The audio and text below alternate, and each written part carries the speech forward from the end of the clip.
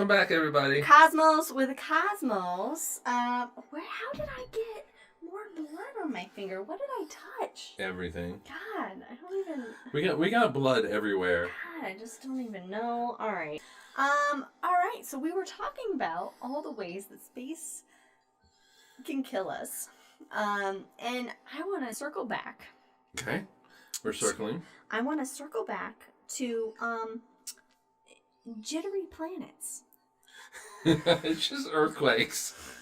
That's all it is. Okay, so jittery planets are just earthquakes? That's all it is. Okay. But in the notes, it says jittery planets. It does say jittery planets. And I remember us talking about bringing up jittery planets, and I just thought that was fun. So we did. Liz was making dinner. She cooks dinner. I make drinks. That is how we. That's the division of responsibilities. And I wash the dishes that come out of all this. But in this stream of consciousness, is it okay? Yeah, I've been resisting touching it the whole time, and I just want to push it up a little bit more. There you go. I like that. Yeah, I like that. So for earthquakes, I wrote down jittery planets. Yeah. Because they're just jittery. They're just jittery. Earthquakes can do some damage. Or planet quakes. Can do some damage. Yeah. I mean, I was 4 during the 1989 San Francisco earthquake. I have a memory of it where I was sitting in the our old rocking chair watching something on TV. I don't remember what it was, and I had this weird stuffed animal doll thing. I don't know. I don't know. It's weird in my memory. Anyway, and I'm sitting there, and then my mom, and I was very upset because I had to be taken away from the TV, and my mom placed us under this, it was like a square archway that divided into the dining room, and she told me to stand there, and I was like, but I want to finish watching what I was watching, in whatever 4-year-old way that I said that. And, some rumbling happened. But elsewhere in the San Francisco Bay Area, not so great. Freeways collapsed. People lost their lives. Fires. Yeah, they had to cancel the World Series that the Giants were in. Or delay it. It wasn't that I think that was the Bay Area World Series where you had the Giants and the A's that were playing each other. I think my dad's, I'm sure he still has it, although it probably has holes in it, like a shirt that had a newspaper thing with the World Series and the Giants and the earthquake. I don't know. Anyway, and then later on that day, a cat got stuck in the engine of our car, and I remember getting McDonald's in the Halloween pumpkin kids meal plastic pumpkin thing to sate me while they took this cat to an after-hours vet. I don't know. Anyway, so earthquakes or planet quakes, as my mom said, Earth needs to reorganize occasionally. Yeah.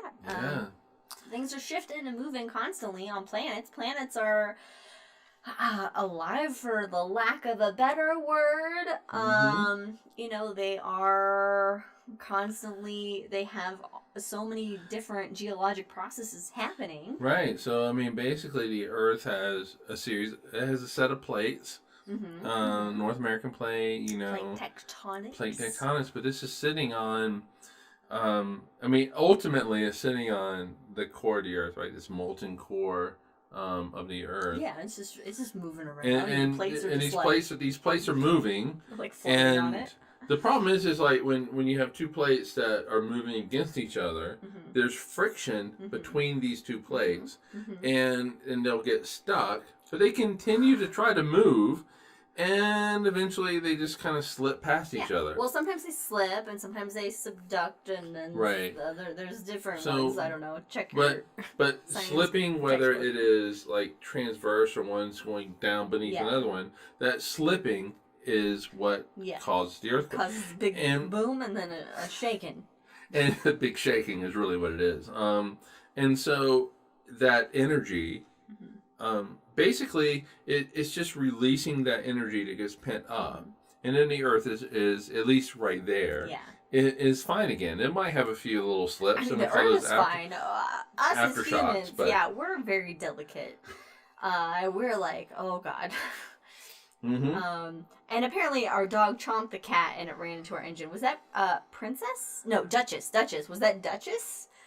Because why are you looking at me? I don't know. I mean, we would have only had Toby and Dutchie. Well, but you know, I don't see Toby chomping on a cat. But anyway, you know what's crazy though? It's like I never experienced an earthquake. So until Disney, but I had experienced a tornado that was nearby. I never want to experience a tornado. I had experienced. All right, so this with the tornado was nearby, and at my house the sheds are starting to lift up, and my mom was like, "Let's go hold this sheds down," and as you know, as a good kid. I went out and tried to help her hold this shed down. We had just our fucking windstorm a year ago, okay. And I was like freaking out because you went outside to go collect fence pieces. Well, I survived both, but clearly, it is. Or did you? I don't think I did. But I've done hurricanes, and so really. I had not experienced an earthquake until we went to Disney. We were at Disney. We were outside of the crosswalk. Earthquake. Earthquake, yeah. And things start shaking. But here in Ogden, we had the earthquake. Oh, yeah. We had an earthquake that was in... It was in Magna. Salt Lake City. And it sounded... There was a bang that sounded like it could have been a dump truck. But then the shaking happened and it kept happening. And I knew immediately it was an earthquake. She knew what it was. And I'm in our doorway to what was the office upstairs. And I'm trying to call the animals, the dogs, to me to stay. Which they're not. You know, but I was in the doorway like, holy crap, we're having an earthquake. He's fucking sleeping and doesn't even fucking wake up because he thinks it's just trucks. No, all right. Dump trucks. No, I was awake. Oh. I was awake and I hear it and I was like, oh, that's just it's the trash truck. Yeah. That comes every morning, you know, to get trash down I'm in upstairs the park. like, oh shit! I had no idea. She was freaking out upstairs with it. This is an earthquake. Holy shit! It's an earthquake. We're all dying. And then it stops. I run downstairs and I'm like, he was like, was that? I was like, did you feel the earthquake? And he was like, I was what? like, oh, I thought I was a trash truck. But then fast forward like an hour or two later, I feel an aftershock, and she doesn't feel it at all. And so really, the only thing that's left for me on my bucket list of natural disasters are... Why do you have a bucket list of natural are, you know, the volcanic eruption. Oh.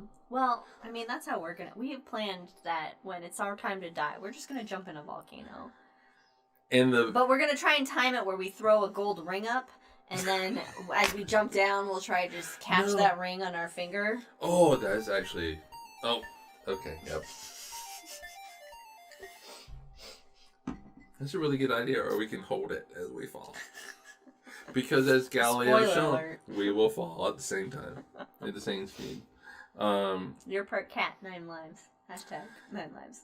Yeah, well, I'm probably at number 9 right now. So it's time to just not press it anymore.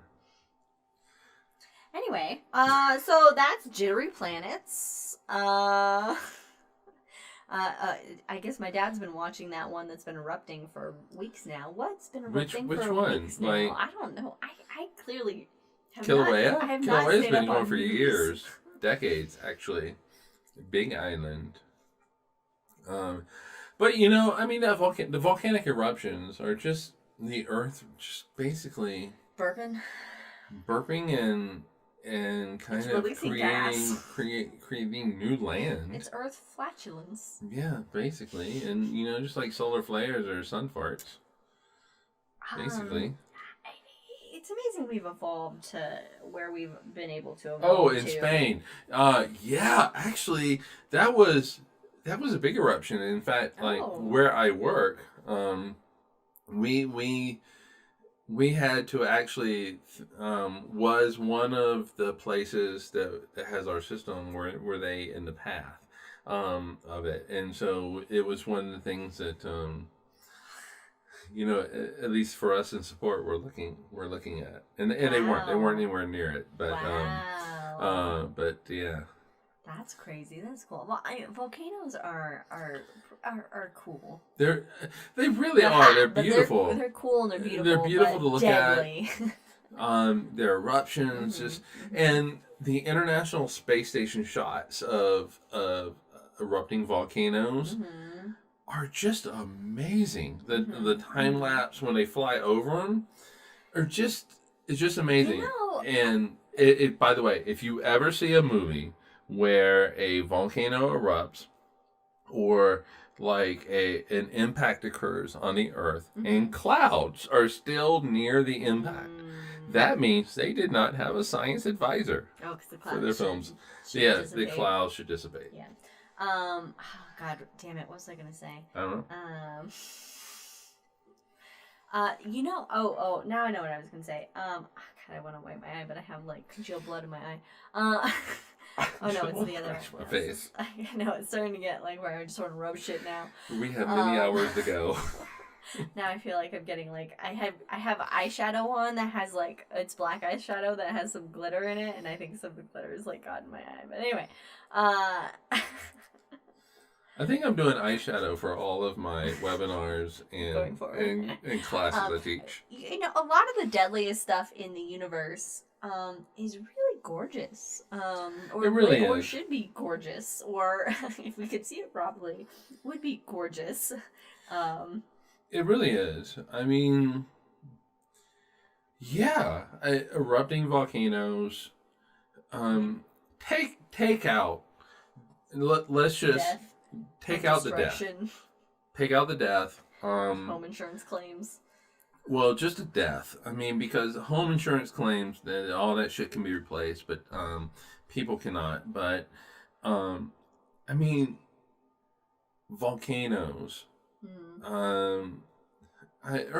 Earthquakes you really don't see. Well, I'm thinking but like supernovae, planetary nebulae, the visualizations of black holes, if we could see. Right. Those are just all just amazingly beautiful things. Even though the universe is trying to kill you, the way it does it is really, it leaves some pretty beautiful stuff. The tombstones of the universe are beautiful. So death is beautiful. Death is beautiful. At least for the stars. All right. Let's talk about space vampires and space llamas for a second. Okay. So first of all, space vampires. We would like to recommend a movie that is on the Shudder. Shudder. I don't know what else you can find. Oh, it was on Shudder, wasn't it? Shudder. I don't know where else it's available. But it's called Life Force, and it was made in the 80s. Mid-80s. 85. It was made in 85. 85, the year of death. Also, Halley's Comet. So it was. That's my birth year, so this was me saying I'm the year of death. So I think they're like, hey, Halley's Comet is showing, is coming by, so let's make a movie. Anytime there's a comet, it means death. As it has through history. And so basically there's a spaceship hidden in Halley's Comet, and there's like these aliens on it that then turn themselves into humanoid looking beings, but they're really vampires and they suck all the energy. They're energy vampires and they suck all the energy out of people. Apparently one lady's job is just to be naked. It's just to be naked. Just naked. She just walks around naked and just it's predominantly men that are apparently that work for, obviously, and it's like, oh, naked woman, I mesmerize, and then she sucks the life from them. And the two men space vampires, for some reason, conveniently get killed within the first 5 minutes. Well, of course they do. So, but anyway, actually, your mom has a great question. She says the photographs we see have added color, though, right? Of nebulas or nebulae. Yes and no. It depends on what's taking the picture. But most often, I mean, if we're going to look at a nebula, I'm saying plural, a nebula, generally it's going to be like a black and white for us. If we look at it through a telescope, yes, with our eyes, if you look through a telescope and you look at and you see the ring nebula nebula or whatever, it's gonna just look black and white to you.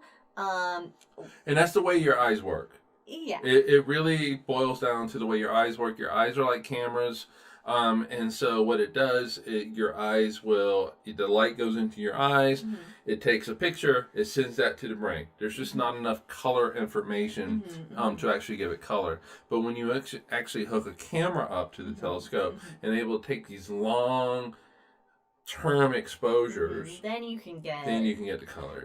But a lot of times for these images that you see online of nebulae, whether they're planetary, supernovae, what have you, that a color is added in to represent different things. So, for example, a lot of times, colors added in to represent different elements to show that distribution of those elements. So, like oxygen, a lot of times is green, hydrogen, a lot of times is red, and so it's that color is used in more of a scientific way to show the distribution of the different elements that are there. Also, if it's like a combination photo, saying of like infrared and gamma and visible light, so then the colors will be represented in to represent those different wavelengths of light. Right, so your eyes don't see infrared. Yeah. And they don't see ultraviolet and stuff, and so they have to be colored in a way. And so you can see what's there that you normally wouldn't be able to see. And that really is an artistic thing. And there are people that, like, for some of these like infrared telescopes that were in orbit around the Earth, the people that were actually putting those pictures together are artists, and they and what they create is really a piece of art. Because they actually have to make artistic interpretations for some of these things. My mom follows it up with, so it's the chemicals in space do have color that we can't see with the naked eye. It's more of like the wavelengths of radiation, the wavelengths of light that we can't see, that then we're adding the color in. Right, but if you do hook a camera up and take a picture of the Ring Nebula, you are going to get pictures. I mean, you are going to get color pictures. Yeah. So you are going to see different colors. But the thing is that Liz was saying was those colors actually respond to different elements. And red tends to be kind of a hydrogen color. Green is sort of an oxygen color. I don't know what the other colors are. Right, but so there are actual visual colors that you can see, but I think what she was saying was also there are different wavelengths that our eyes cannot see, and we can still take pictures of those, but we need to color those in a way in that we can interpret. We can interpret them. So yeah, I feel like space is more beautiful than our eyes can comprehend. Ooh, that's a damn good quote. That's a really good quote. That needs to be put somewhere. I do like that. Yeah, space is definitely more beautiful than our eyes can comprehend. Because our eyes really do have a narrow range in which they experience. We can't see radio waves or microwaves or infrared. We can't see ultraviolet X-rays or gamma rays. But that tells a much larger story of the universe. Yeah, like your mom says, you need to write that write that down. At least you'll hear it. I'm obsessed with looking at Leia right now. You guys can't see her, but she just walked up with this new little snaky squeak toy that we got her, and I for sure thought she was gonna squeak it, but she didn't. She put it down, and then she laid down next to it and put her head next to it, and just was staring at us, and it was the most adorable thing. She really wants to be in here with us. So, there's a couple things we didn't talk about. The heat death of the universe. The heat death of the universe. I alluded to it in a very frantic way as I closed out the episode, but. So really, what's crazy is, if we go back to 1998, I'm just going to say 1 year before 1999. So we go back to 1998, mid-1990s. And if you asked somebody what was the ultimate fate of the universe... Oh, was it the Big Crunch at that time? Yeah. Are we going to just kind of expand forever, or are we going to have a big crunch? Which is like a rebound effect to the Big Bang, yeah? Yeah, well, we crunch down, and then maybe there's a another Big Bang that occurs from it. This cyclical universe that occurs. In which case, if that is the case, then the universe heats up as we get smaller and smaller, and we vaporize. Basically, is what happens. But with the discovery of dark energy, which is just this force we can't see. We don't know what it is. So it's dark energy. It's just kind of it's causing the universe to expand. Yeah. Well, it's causing that expansion to accelerate. Yes, accelerate. And we did not know this until 1999. That's crazy, because that's not that long ago. That really isn't. It's just, 20-something years ago.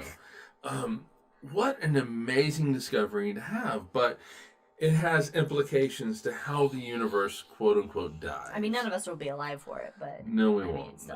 And so, basically, what's going to happen is the universe is ultimately going to... become this thermodynamic equilibrium. What does that fucking mean? That means it's the same temperature everywhere. Whether you're here or all the way across the universe, it is the same temperature. And it's called the heat death of the universe. That's a problem, because then you can't have... Things are so spread out. You don't have stuff coming together to form stars and planets. Yeah, and so if you look at the universe right now, if you look at the temperature of the universe is clumpy. You have stars that are thousands of degrees. You have coronas of say our sun, which is 1 million degrees. But then you have the ambient temperature of space, which is just a couple degrees above absolute zero. And so there's this clumpiness. And that clumpiness is what allows for stars to be formed, planets to be formed, and stuff like that. And so eventually you are going to have this equal temperature across the universe, which means you can't and that's a very cold temperature, by the way. You can't have stars form. You can't have planets form. And so life does not exist anymore. Anymore. The stars are eventually just gonna blink out. They'll eventually die, as they do, and you don't have any new star formation, and so then you end up with a universe of nothing. Yeah, can you imagine the last star? The last star to exist in all of the universe. This beacon of light. Probably it's going to be a red star, because they lived the longest. But this red star, it's a red dwarf that's lived like trillions of years, and it's just and then eventually it just goes. Yeah, pretty much, and that's the ending light of our universe. So your mom has. So we've seen other universes do this. No. No, we haven't seen any other universes but our own. We hypothesize that there are other universes. Yeah, so all we can do is look at the laws of physics and try to make predictions from that. Based on the laws of based on what we see occurring, that the universe is accelerating as it expands, and based on our laws of physics as we understand them right now, this is what would happen. Yeah, so it's not 100%. It's not a guaranteed. It's just based on what we understand about physics and how it all works, that this appears to be what is going to happen to the universe. Right, and so basically, so what's the time frame for this heat death of the universe? And so if you look at the universe right now, the universe is 13 billion years old. It's roughly 1 followed by 10 zeros, right? And so for the heat death of the universe to occur, is going to be 1 followed by basically 106 zeros at the earliest. At the Wait, earliest. what? That's a lot of zeros. I got lost. Yeah. What? A long time. Basically, it's a long time. It's something. It is something that is not going to happen in our lifetime. And my mom says, so we're heading toward nothingness. Yeah, yes. It's like Fantasia. The nothing is coming. The nothing is coming. And we just need Sebastian to call out Moonchild's name, and we'll be saved from the nothing. Hey. That was a deep reference, by the way. If anybody knows of the movie The Neverending Story. The Neverending Story. La, la, la, la, la, la. I would say we should watch that tonight. It's one of my favorite movies, but it's a horror night. We're watching horror movies. No. Well, we'll have Ghostbusters on. It'll be Ghostbusters on the window. Yeah. Starting with, was it 2016, 2017? Yeah, wherever it's, female empowerment. Yeah. Hashtag feminine Ghostbusters. And we will start with that. But also another, little esoteric thing about the end of the universe is Proton Decay. Proton Decay! I know nothing about that. What is that? Punky physics, ma'am? First of all, this is highly hypothetical. Okay, so... and so... just take it with a grain of physics. Grain of physics? Hey... I'm on fire today. I do like that, grain of physics. And so, basically... Not Freddie, no. There was a Russian physicist named Andrei Sakharov, and in 1967 he proposed the idea of protons not being stable. Ooh. We tend to think of protons as stable. In fact, we want them to be stable. Oh, we do? I don't know a lot about protons, to be honest. Okay, so in what's called the standard model of physics, protons are the lowest energy of baryons. They're stable. Okay. They will not decay. But Sakharov said, hey, wait a minute. They might decay. And they decay into a positron and what is called a neutral pion, which the neutral pion does not exist that long. Wait, neutral, say that slow. Pion. P-I-O-N. Pion? Yeah, it's a pi. Neutral pion. P-I-O-N. Pion. Okay. And that neutral pion does not last very long, and before it decays into 2 gamma rays. Oh, 2 gamma rays. 2 of them. Just 2. Yep. 2 gamma rays, just a pew pew. Can't just have one. You have to have 2. And so conservation laws. And so that is not a good thing. You do not want protons just decaying willy-nilly all over the place. Fucking protons. Because protons are pretty crucial to making up the atoms that make up our bodies. Oh. Uh-oh. Hey, protons, stay in there. Yeah.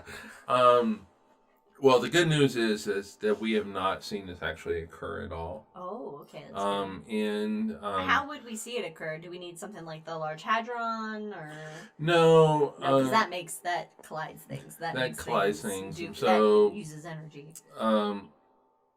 Yeah, as far as the experiment goes, to actually witness it, I'm not sure how you set that experiment up. Yeah, because in science, you need to be able to. It needs to be testable. Right, and it needs to be, and then once repeatable. Yeah, repeatable. And so and that's the verification part of science. And so we haven't seen it occur yet. So it doesn't mean that it won't, but we are talking like I said, the universe is crazy. Basically 1 followed by 10 zeros. Mm-hmm. The half-life of a proton, if it does have a half-life, would be 1 followed by 31 zeros. And so it's a very long time frame. Yeah. Very long time. Not as long as the heat death of the universe, but it's still a very long time frame. And we just haven't seen it yet. And it means new physics, basically, at the end of the day, if we do discover that sounds like a Nobel Prize waiting to happen. Yeah, Sakharov did not get a Nobel Prize. But we don't want that to happen, right? We don't want proton decay to be real. We don't want any of this shit to happen. That's true. But we don't want zombies to happen, but look at us. it happened. It happened to us. And we just kind of woke up this way. And here we are. We're going to scare some kids tonight, which apparently in Utah, if Halloween falls on a Sunday, Look, it also I've already happens on a confirmed Monday. it. I asked some kids about this yesterday, and I was like, hey, it's not Halloween yet. What's happening? And they're like, well, you know, Sunday's a religious holiday, which I'm like, all right, it is for... Yeah, you know, then that makes every Sunday. It's not a religious holiday. But then they were like, but we're doing it both nights. So I was like, there we go. So most kids are doing it both nights because they're greedy for that sugar. So... But I'm greedy for that sugar. Yeah, which is why we put a sign up last night and we're like, no candy until tomorrow. Because it means more sugar for me, motherfuckers. I also didn't want to sit outside in the cold 2 nights in a row. No, because we had plans. We were going to do Beetlejuice. Which we did. Mm-hmm. No, we had plans. The plans did not involve kids coming to our door begging for and candy. making the dogs crazy and break our lights. Yeah, well, thankfully it did not break our lights. No, they did. Jack broke our lights a little bit. There's like more lights out. But anyway. After this, I have to set up video projectors, move the couch. Yeah. Brandon, we're commandeering your bedroom for a video projector, but we'll take it down so you can sit there. And you can't respond safely. You can't. We're opening your door and putting a video projector up. Anyway, so essentially, there's a lot of ways that the universe can kill you, is out to kill you. Not that it is conscious and is trying to kill you, but it just is. We have been able to evolve under circumstances that are a lot of luck involved. Really, a lot of luck and circumstance, which I'm sure a lot of people attribute to then like some higher power or whatever. We do not. You know, so whatever helps you get through the day. I find luck and circumstances to really, honestly, be a little bit more exciting and more fun and more meaningful. Yeah, because if mammals were in charge 66 million years ago, we'd be fucked. We would not be here today. Yeah, I mean, it's a good thing the dinosaurs got wiped out, even though I feel bad for all the clever girls out there, but... You know, at the end of the day, a T-Rex and velociraptors and megalodons, not so good for... Mammals. You know, thumbed apes. And then we're going to have to kill ourselves, so we're doomed. Thank you, Mom. Yeah, we have... Nice segue. We have a lot of internal problems as humanity to keep ourselves alive on this planet, this one planet that we have to survive on. That is not, I mean, only 3% of the Earth's surface is habitable. 3% of the Earth's surface is habitable for human beings. That is what we have evolved with. 3%. And we're not really making it count because, I mean, naturally, as we evolve, we've evolved ways to make life easier and more convenient. But the payoff of that is that it has negative consequences to the Earth and the Earth's own inherent processes that help keep us alive.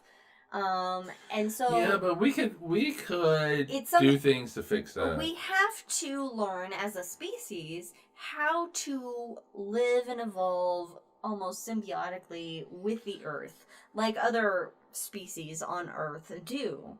And so what you're saying is we are our biggest threat. So at the end of the day, humans are the biggest threat to themselves in the universe. It's not aliens. It's not llamas from space. Also, Llamageddon on Amazon Prime.